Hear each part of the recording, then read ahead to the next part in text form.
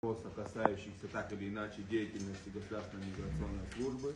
Ну, во-первых, и в первом, и во втором, и в окончательном чтении мы в прошлом году приняли, когда позволили нашей миграционной службе стать на границе.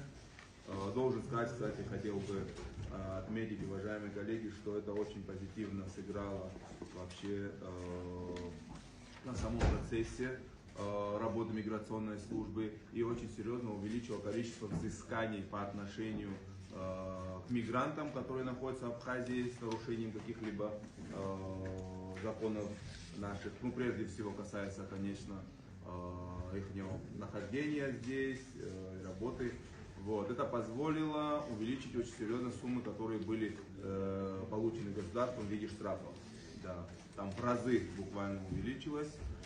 И привело, кстати, к тому, что мигранты, которые очень часто раньше находились на территории Абхазии и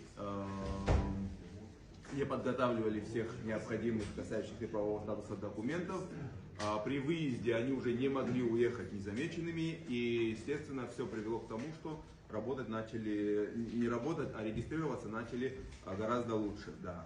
Но помимо с тем проекта мы также в первом чтении приняли второй проект, как нам разъяснял руководитель и зам руководителя на тот момент миграционной службы.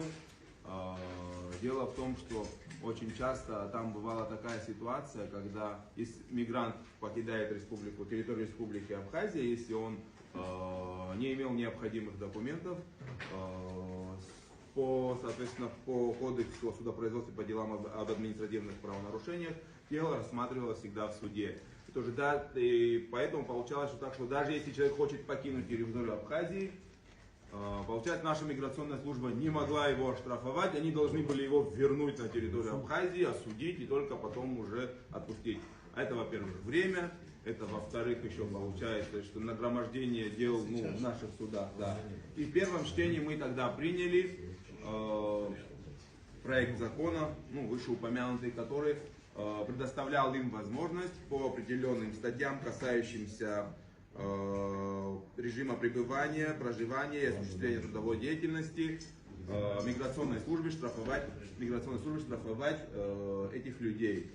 Но там ситуация такая получилась, были спорные вопросы относительно того, что по этим статьям указанным, это получается 172 прим. 4, 172 прим. 6, получалось, что и вопросы, не только вопросы штрафов, но еще и вопросы выдворения получалось, что должна была решать миграционная служба.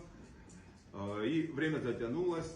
Сейчас, когда новый глава миграционной службы приступил к своим обязанностям, он также обратился с просьбой поработать в дальнейшем над этим проектом. Мы поработали с участием администрации президента, с участием, опять же, миграционной службы. Дело в том, что внесли поправки, тут у нас две поправки, но по сути это одна поправка, просто